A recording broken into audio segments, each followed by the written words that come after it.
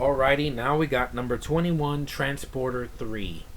Yes, this is the worst of the franchise. I like the first two films with Jason Statham. I think he kicks ass in these movies. Part 3 is horrendous. It's too freaking long. It's like an hour and 40 minutes. It's very badly directed by Olivia Megaton. He's a horrible director in these action films. I mean, I didn't see Colombiana, but I heard that movie sucked too. And I don't like Zoe Saldana anyway. And he just sucks as a director. He shakes the camera every time they're throwing a punch or a kick. It's very badly edited, very choppy. The action is not there. The redheaded chick, the freckle-faced redheaded Russian biatch, is horrible in this movie. I wish that I could have kicked her through a field goal. And I don't condone violence towards women, but this woman sucked in this movie. I wish I could have never seen her in this film. They should have just brought back the girl from part 1 or 2. The Asian chick, or Amber Valletta or whatever. Just horrendously bad sequel. Just a bad way to end it. I wish they could do a part 4 to redeem us from this part 3, because it's very bad. Just a very lackluster sequel. When you think bad sequels, this is what you think about Transporter 3. So fuck that movie. Okay, number 20 is Home Alone 3. The only thing I like in this movie is the traps at the end. That's it. The story's forgettable. The thing with the car was just stupid. It felt like kind of a remake of the first film. It shouldn't be called a Home Alone film because Kevin's not in this one, and neither are Marv and Harry from the first two films.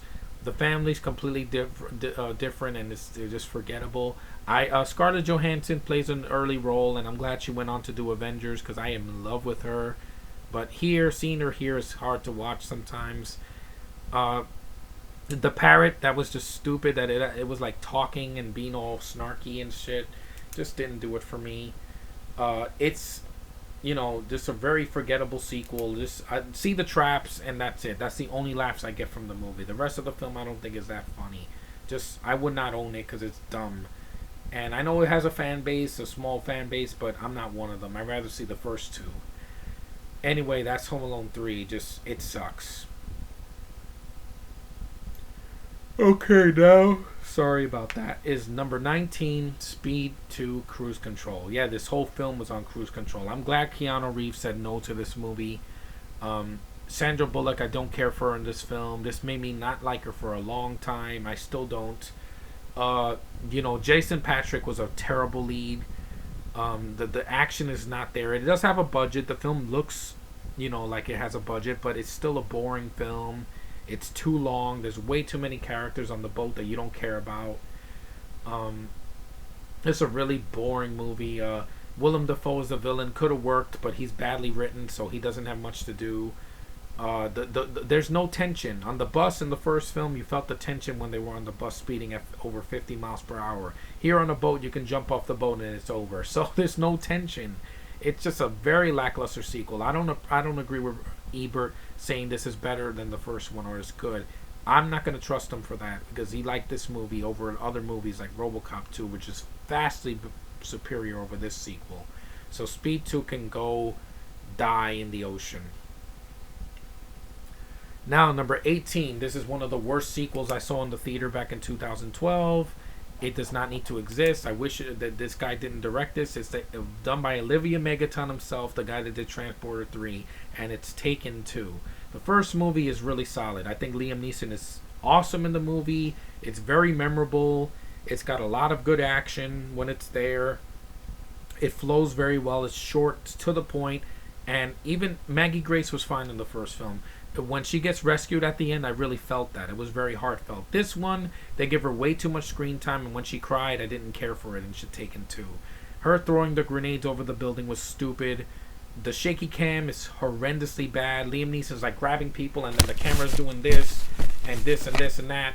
And I'm like, what the hell is going on? I don't know what's going on. And it's just very badly edited. Just a very forgettable movie. A lot of things don't make sense in this film. Famke Janssen, once again, don't care for her in the first film, and I definitely didn't care for her here when she got tortured. Liam Neeson doesn't get much to do. I hope if they do a third one, they rectify this sequel because it was bad. I really hate this sequel. I wish that it just was done by a better director. Taken 2 sucks, man. It really does. Okay, number 17 is Home Alone 4 Taking Back the House. Wow, this movie was horrible. I wish that this movie had not been called Home Alone. It's not even a sequel to the second film because Kevin is younger than he was in the first film, so it makes no sense. He's like 9 years old and he looks like a 5-year-old, and Buzz looks like he's 12 years old. And the parents are separated for no apparent reason in this movie. They don't explain what happened after the second movie, and it's boring. There's no traps like in the first two films. It doesn't have John Williams' kick-ass score. It has no, just references to the first film. And why does French Stewart play Marv and yet he looks like Harry from the first film? It doesn't make any sense. It annoyed me. It's very dumb. There's two chuckle moments in the film that I liked, but that's about it. I think the most likable character is Prescott, the freaking butler. That's it. But the kid that played Kevin is horrible. He couldn't wipe Macaulay Culkin's arse. Okay, he needs to go away and and do something else and never ever ever ever do a movie like this again. Okay, number 16, Karate Kid Part 3. Yeah, this was an insult to the first two films. I love the first two films. I think they're classics. This movie was just real. I liked it as a kid, but thinking about it now, it is an insult. Thomas Ian Griffin is a horrible villain in this movie. He's so over the top, laughing like, "I like that, Johnny." I'm like, oh my god, give me a freaking break. He's horrible. Martin Cove just being there for a paycheck. He has nothing to do in the film. He just pops up here and there.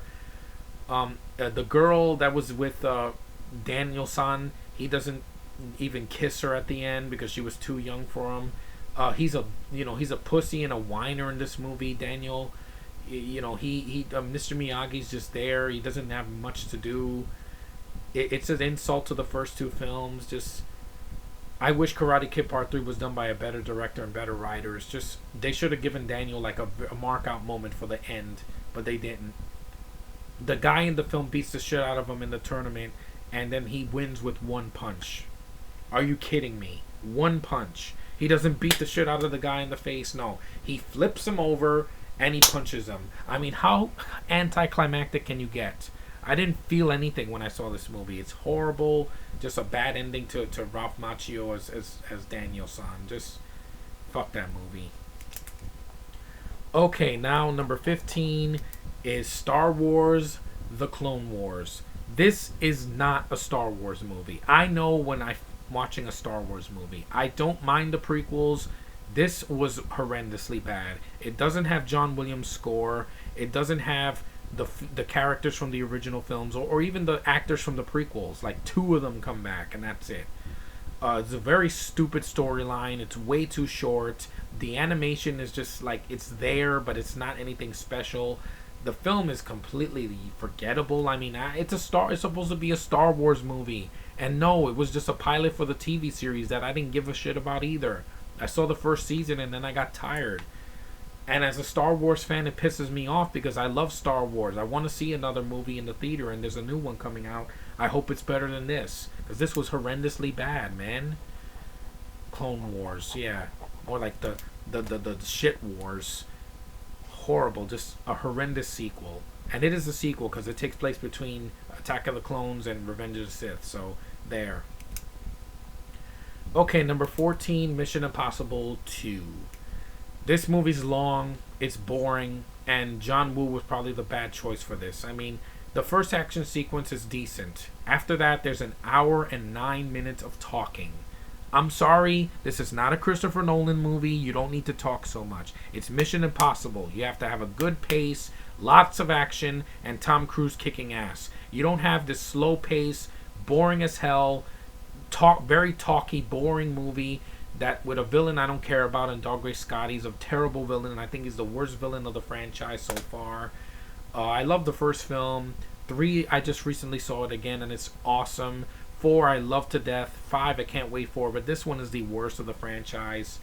Tandy Newton, I didn't care for as a girl. I thought she was very boring. I wanted to just put duct tape on her mouth and just shut her up. Just really dumb. The second half of the film has some action that's worth it, but after that, it's just, you forget about the movie just like that. John Woo, I like his other stuff, but this one was not one of his best. That's all I'm gonna say. Okay, number 13, Texas Chainsaw 3D in my face, which I hated. Yeah, this is supposed to be the true sequel to the first film. I've already talked about this film already, so you know why I hate it. It's very stupid. Oh yeah, they think that 20 years and 40 years are the exact same thing. No, it's not. The cast is forgettable. The gore, some of the gore's there, but the rest of it is just dumb. Leatherface making him an anti-hero doesn't work for me. I'm sorry. Leatherface, not killing people in a carnival when he could have just been killing people left and right with the chainsaw is just a wasted opportunity. It's a shitty horror film with cliche after cliche and way too many references to the first film. The stock footage from the first film was the best part of the movie, and it's not even the movie. I wish the original film got re-released instead of this garbage, because it would have been better than this. I hate this movie so much. I think it insults the first film and the second film and part 3. So yeah, Texas Chainsaw 3D is a joke.